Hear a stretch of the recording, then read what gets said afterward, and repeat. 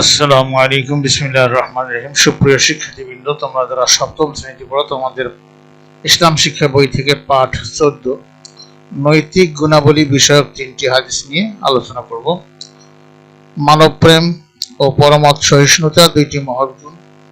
আমাদের সমাজে নানা রকম লোকজন বসবাস করে, ধনী গরিব, সাদা কালো, সুস্থ অসুস্থ, হিন্দু মুসলিম, বৌদ্ধ খ্রিস্টান, সব রকমের লোকদের নিয়ে আমাদের সমাজ। সবাই এ সমাজের সদস্য। সবার মিলিত প্রচেষ্টায় সমাজে শান্তি প্রতিষ্ঠিত হয়। সবার মধ্যে ঐক্য সহযোগিতা না থাকলে কোনো সমাজ উন্নতি লাভ করতে পারে না। আর এজন্য প্রয়োজন মানুষের প্রতি প্রীতি, দয়া, মায়া, ভালোবাসা। ইসলাম ধর্মে এগুলোর প্রতি খুবই গুরুত্বারোপ করা হয়েছে। আমাদের মহানবী হযরত মুহাম্মদ সাল্লাল্লাহু আলাইহি ওয়াসাল্লাম নিজে সকল মানুষকে ভালোবাসতেন, জাতি ধর্ম বর্ণ নির্বিশেষে সকল মানুষের সাথে সৎ ব্যবহার করতেন। আত্মীয় অনাত্মীয়, পরিচিত অপরিচিত সবাইকে তিনি ভালোবাসতেন, সবার প্রতি দয়া করতেন। আমাদের তিনি এরূপ করার জন্য নির্দেশ দিয়েছেন। হাদিস শরীফে আমরা তার এসব নির্দেশ দেখতে পাই। আমাদের সমাজে মুসলমানগণের পাশাপাশি অমুসলিমগণও বসবাস করে। তারা আল্লাহ তাআলার সৃষ্টি, তাদের প্রতিও সদাচরণ করতে হবে। তাদের ধর্ম বিশ্বাসের প্রতি কোনরূপ ঠাট্টা তামাশা করা যাবে না। তাদেরকে স্বাধীনভাবে নিজ ধর্ম পালন করতে দিতে হবে। এটাই হলো মহানবী সাল্লাল্লাহু আলাইহি ওয়াসাল্লামের ও দ্বীন ইসলামের শিক্ষা। হাদিস শরীফে সম্পর্কে আমাদের দিক নির্দেশ দেওয়া হয়েছে। এই পাঠে আমরা মানব প্রেম ও পরমত সহিষ্ণুতা সংক্রান্ত 3টি হাদিস জানব।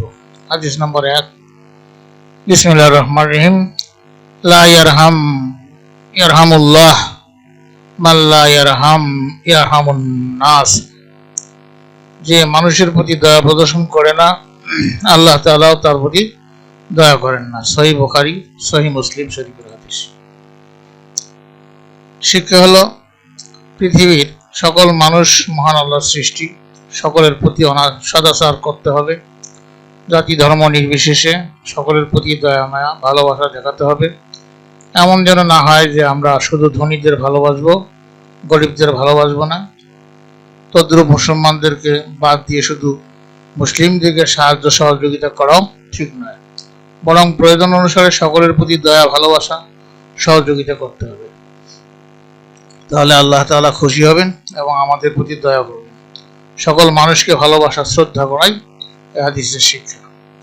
হাদিস 2 হলো, লা ইয়াদখুলুল জান্নাতা কাতিউ রাহমি। আত্মীয়তার সম্পর্ক ছিন্নকারী জান্নাতে প্রবেশ করবে না। সহিহ বুখারী, সহিহ মুসলিম। এই হাদিসের শিক্ষা হলো, আত্মীয় স্বজনের সাথে সম্পর্ক করতে হবে। মা বাবা, ভাই বোন, খালা খালু, ফুফা ফুফু, দাদা দাদি, নানা নানি সকলেই আমাদের আত্মীয়। তারা আমাদের একান্ত আপনজন। তাছাড়া আমাদের আরো বহু আত্মীয় স্বজন রয়েছেন। সকলের সাথে আমরা সম্পর্ক রক্ষা করে চলব, কারোর সাথে সম্পর্ক ছিন্ন করব না। আত্মীয় পরিজন যদি অমুসলিমও হন, তাদের সাথে সম্পর্ক ত্যাগ করা যাবে না, বরং তাদের সাথে সুসম্পর্ক বজায় রাখতে হবে, সদাচার করতে হবে, প্রয়োজনে সাহায্য সহযোগিতা করতে হবে, বিপদে আপদে তাদের পাশে দাঁড়াতে হবে। আমরা সকল আত্মীয়র সাথে সুন্দর সম্পর্ক রাখবো, তবেই আমরা জান্নাতে প্রবেশ করতে পারব। হাদিস নাম্বার 3, বিসমিল্লাহির রহমানির রহিম।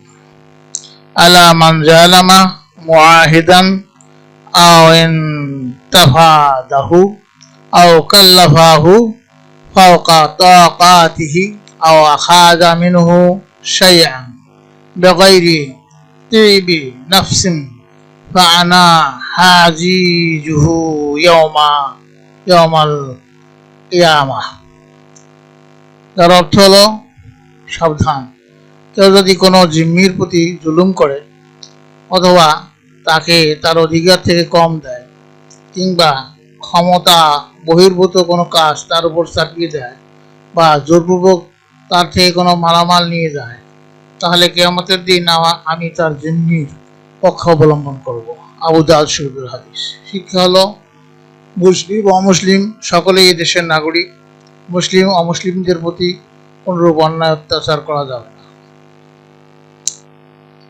তাদের ধর্মজীবন, ধন সম্পদ, সম্ভ্রম ইত্যাদির ক্ষতি করা যাবে না। শান্তিপূর্ণভাবে ধর্ম পালনে তাদের কোনোরূপ বাধা দেওয়া যাবে না। তাদের ধর্ম নিয়ে কোনোরূপ অবহেলা প্রদর্শন করা যাবে না।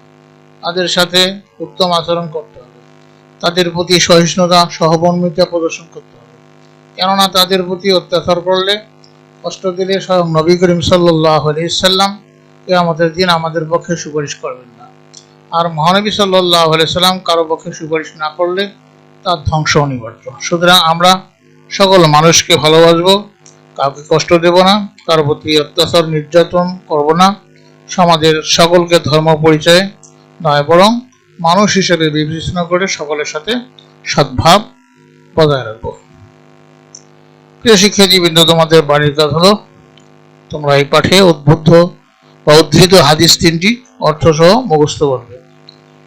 এরপরে আমরা পরবর্তী ক্লাসে এই নমুনা প্রশ্ন যা আছে সমস্ত প্রশ্নগুলো নিয়ে আলোচনা করব, যে প্রশ্নগুলো তোমাদের পরীক্ষায় থাকবে। তো তোমরা সবাই ভালো থাকো, সুস্থ থাকো এবং এই পরবর্তী ক্লাস দেখার আমন্ত্রণ জানিয়ে এবং তোমাদের সার্বিক মঙ্গল কামনা করে আজকে এখানেই বিদায় নিচ্ছি। খোদা হাফেজ।